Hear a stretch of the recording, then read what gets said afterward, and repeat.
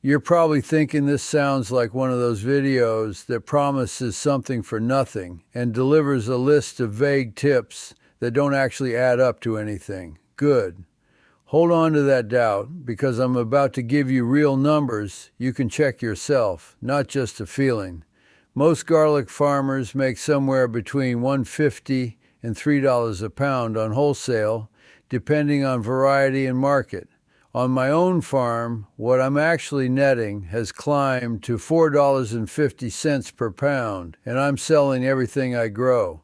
That's not a trick, and it's not one clever hack. It's 4 or 5 specific systems running together, and I'm going to walk you through every single one with the actual numbers so you can do the math on your own place before you ever plant a single clove. I'm Volter. I spent my first 3 years treating garlic like a side project, something you plant in the fall and sell at the farmer's market come summer. Then my wife looked at the spreadsheet and said, "We're making $8 an hour if we count the actual time." That was the wake-up call. Year 4, I completely rebuilt my operation around one thing: knowing exactly which varieties make money, how tight to pack them to maximize yield per square foot, and when to walk away from a batch that won't hit your margin. Year 1, I planted 300 pounds of garlic, expecting to net $5,000. I cleared maybe $400 after everything. Year 2, I planted the same amount differently and netted $1,500. Year 3, I refined the system more and hit $3,200. Last year, running the full protocol on a 400-pound planting, I netted just over $7,000. The land didn't change. The climate didn't change. The only thing that changed was I stopped guessing and started knowing my numbers before I ever put a clove in the ground. I'm going to walk you through the 5 specific moves that changed my garlic from a labor-intensive break-even to an actual profit center. And I'm going to be direct about the math, because garlic profit is a numbers game. And if you don't know your numbers before you start, everything else is just hobby farming with delusions. Let's start with the part nobody wants to hear about. The first thing that kills garlic profit is buying the wrong seed stock. Not wrong as in it won't grow. Wrong as in it'll cost you 1/3 of your potential margin before you even plant. Here's what happens. A co-op sells you garlic seed for $5 a pound, and it's cheap because it's soft neck. The kind that doesn't grow a hard neck you can hang and store and sell as the ornamental piece alongside the bulb. Softneck grows fast, stores forever, and sells for maybe $1.50 a pound at wholesale. Hardneck takes an extra month in the ground and a month in storage, but sells for $4 to $6 a pound, and people actually want to buy it whole because it looks expensive. Do this. Before you order a single clove, figure out whether you're selling to a restaurant, a farmer's market, or a wholesale buyer. That answer determines which variety you plant. If you're selling to restaurants or upscale markets, hardneck only, and not just any hardneck. German extra hardy, German stiff neck, or chestnut red. Those are the varieties chefs ask for by name. Everything else is competing on price, which you're going to lose. Why it matters for profit. I planted 200 pounds of softneck in year 1, got beautiful bulbs, sold every single one at the farmer's market for $2 a pound, did the math, and realized I'd made exactly what I would have made working 4 hours at the grocery store. The next year, I pulled the data from my actual farmer's market sales and found that the customers spending the most money weren't buying quantity. They were buying 1 or 2 premium heads at $5 a piece.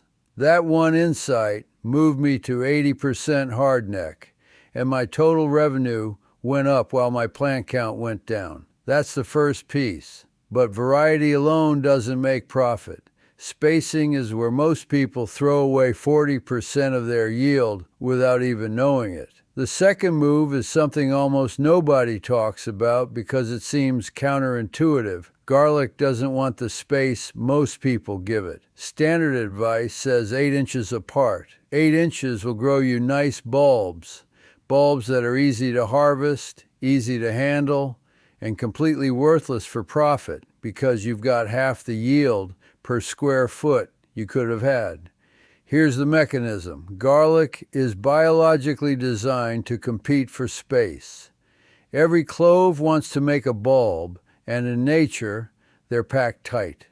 When you space them at 8 inches, you're giving each plant so much individual attention that it gets lazy, grows one nice medium bulb, instead of pushing to grow as many cloves as possible in the head. Tighter spacing stresses the plant in the right way, and stress forces adaptation. Do this. Plant at 4-inch spacing minimum. If you're serious about profit, go to 3 inches. That's roughly 4,000 cloves per 1,000 square feet instead of 2,000. The individual bulbs will be slightly smaller, but the total weight per square foot goes up. And more importantly, the yield per hour of labor goes up because you're harvesting the same total tonnage from half the area. Why it matters. I tested this on a 1/4 acre split in year 2. Half at 8 inches, half at 3 inches. The 8-inch side produced 180 pounds. The 3-inch side produced 310 pounds. Same soil, same water, same care. The 3-inch side looked crowded and chaotic, but it also paid the electric bill for my cold storage. That 1/4 acre difference taught me more than any video ever could. The catch: 3-inch spacing only works if you're actually serious about harvest and curing, because when you're planted that tight, you've got to know exactly when to dig, or you'll lose the crop to rot in storage. That brings me to the third piece, which is where most people actually fail. The timing of the harvest is the single most invisible thing that kills garlic farmers. Not harvest date, harvest readiness. Everyone says harvest when the bottom leaves are brown and the top leaves are starting to yellow. That's not wrong. It's just incomplete because you're leaving money on the table by guessing. Here's what's actually happening. Garlic stops putting energy into the bulb around 2 weeks before the leaves fully die back. After that point, it starts pulling energy back out of the bulb to send up through the leaves. If you harvest too early, your bulbs are smaller and weigh less. If you harvest too late, you've lost weight, and the cloves are separating inside the skin, which means shorter storage life and faster deterioration in transit. Do this. Pull a test bulb 2 weeks before the leaves look ready. Cut it in half. Look at the papery layers inside. You want to see the individual clove jackets intact and fully papery, but the overall bulb still plump and firm, not shriveling. That sweet spot lasts about 7 days. Harvest within that window or don't harvest at all. Dig it back in and take the loss, because a premature harvest on an oversized planting will cost you more in weight loss than the clove is worth. Why it matters: this is where the actual profit margin lives. A 2-week early harvest on 400 cloves costs you maybe 40 pounds of total weight. At $4 a pound, that's $160. And I know that sounds minor until you realize that $160 is probably your entire net profit for that batch, and you just ate it because you guessed. I missed this in year 1. My leaves started looking iffy on a Tuesday, and I got nervous and pulled everything. My bulbs weighed an average of 1.2 ounces each. The same variety, pulled a week later by a neighbor, weighed 1.8 ounces each. Same plant, same field, 50% difference, just from timing. Never again. But even perfect timing doesn't matter if you're not curing properly. And curing is where garlic farmers lose the crop they actually managed to grow. The fourth move is curing protocol. And it's so boring, that almost nobody does it right. Garlic doesn't go from field to market. It goes from field to storage, to slow drying to storage, to trimming to storage again. Every step matters. One wrong temperature swing, one humid night, and you can watch a 400-pound crop start rotting from the inside out in week 3 of storage. Here's what people do wrong. They hang garlic in bundles in a garage or a shed, think it's curing, and then wonder why half of it gets soft and moldy by February. Here's what actually works. Garlic needs 3 weeks at exactly 75 to 80 degrees, with 50 to 60% humidity, with air movement, not stagnant air, moving air. After those 3 weeks, it needs another 3 weeks at 60 to 65 degrees at 40 to 50% humidity. Then it goes into storage at 45 to 50 degrees at 40% humidity until sale. Do this. If you're serious about profit, build a small curing box. You don't need anything fancy. Plywood, some shelving, a basic thermostat-controlled space heater, a dehumidifier, and a small circulation fan. Total cost is maybe $300. It looks stupid, but that $300 box is the difference between 90% crop retention and 70% crop retention, which is roughly $1,500 in actual profit. Why it matters. I tried curing in the barn for my first 2 years. I'd lose about 25 to 30% of my crop to mold and rot by March. Year 3, I built the curing box. Actually, my wife built it because she was tired of watching me lose money to negligence, and my crop retention went to 92%. That math is brutal. 400 pounds in, I was keeping 280. Now I'm keeping 368. That's almost 90 extra pounds of saleable product from the exact same harvest just because I controlled one variable. But none of this, not the variety, not the spacing, not the harvest timing, not even the curing. None of it matters if you don't know your actual costs and your actual margin. And this is where almost every garlic farmer I know gets it wrong. The 5th move is the one that nobody teaches because it requires you to actually write things down and do math instead of just assuming you're making money.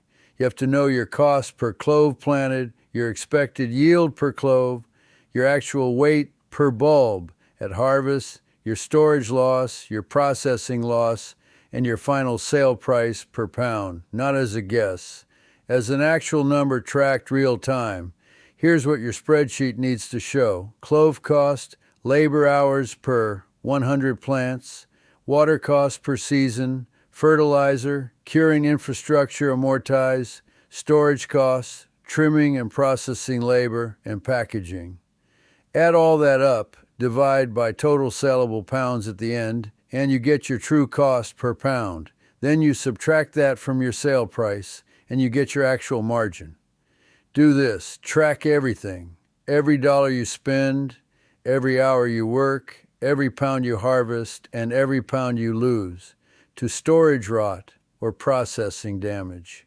Do this for 1 full season. You will be shocked at what you find. Why it matters. I did this in year 3, and I found out that hardneck was profitable, but softneck was a complete loss because I was spending too much time processing and not charging enough for it. That one insight saved me from planting 300 pounds of something I was never going to make money on. I also found out that the German stiffneck variety was fine, but chestnut red actually yielded 15% heavier and was worth the slightly higher seed cost. And I found out that my curing box was amortized over 4 years, not 1, which meant it actually cut my per pound cost by 40 cents once you spread it out.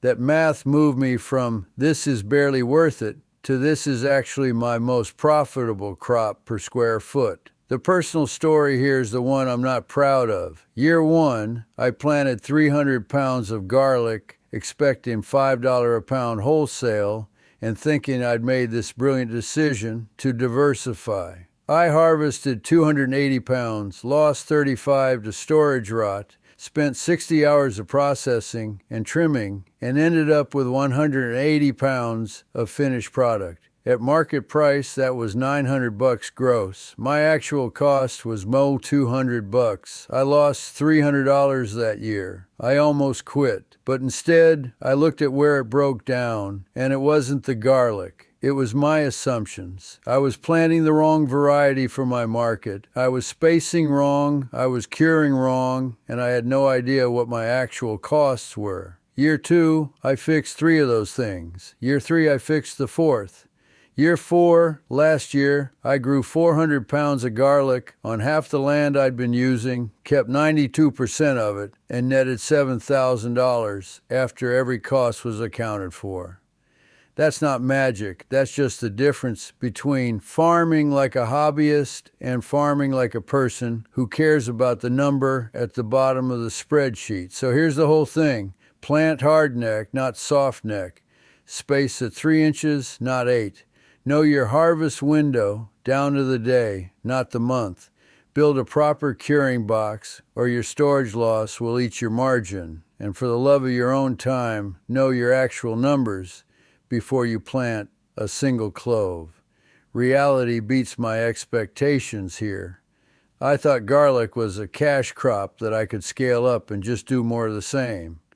Instead, it turned out to be a crop where 5% improvements in every single step compound into a completely different profit picture. The farmers making actual money on garlic aren't smarter than anyone else. They're just unforgiving about details. If you're starting garlic for profit, start with this. Write down exactly what you paid for your seed cloves, count your plants, and divide. That number right there is your floor. Everything you spend after that, water, fertilizer, labor, storage, curing, all of it has to come out of your harvest or you're working for negative money. Next video, I'm going to break down the exact curing box build that turned my rotation from hobby to profit. I'm talking materials, thermostat setup, humidity control, and the 2 mistakes I see everyone make when they DIY a curing space. Because you can't fix profit problems after harvest, they all start with a setup. Now I want to hear from you. How many seasons did it take before you actually looked at your garlic costs and realized what you were making or losing? Drop it below. I guarantee I'm not the only one who's been shocked by that number.